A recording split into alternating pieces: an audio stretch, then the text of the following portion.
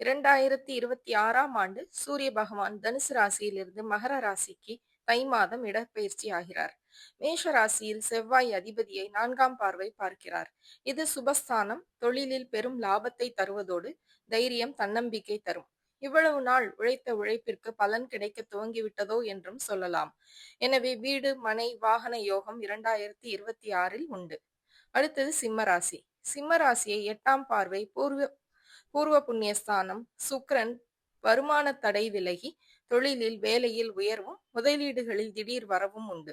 பூர்வ புண்ணிய ஸ்தானத்தை சுப கிரகங்களின் பார்வையால் காரிய வெற்றி தரும். அடுத்தது துலாம் ராசி. துலாம் ராசியை சூரியன் 10ஆம் இடத்தில் பார்வை உள்ளதால் குடும்பம், தொழில் ஸ்தானம் சுக்கிரனால் பலமாக இருப்பதால் குடும்பத்தில் மகிழ்ச்சி, திருமணம், புதிய தொழில், கல்வி விஷயங்கள் நினைத்தது போல் நடக்கும்.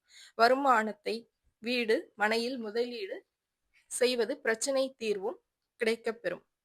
மகர ராசி. மகர ராசியில் சூரியன் முதலிடத்தில் அங்கேயே 30 நாட்கள் இருப்பதாலும் அதிபதி சனியுடன் சேர்ந்து ஆயுள் பலத்தையும், எதிரிகளின் தொல்லை நீங்கி கர்ம, தொழில் ஸ்தானம் சாதகமான காலகட்டம் என்பதால் நீங்கள் நிலம், வீடு, வாகன யோகம் உள்ளதால் காரிய வெற்றி தரும்.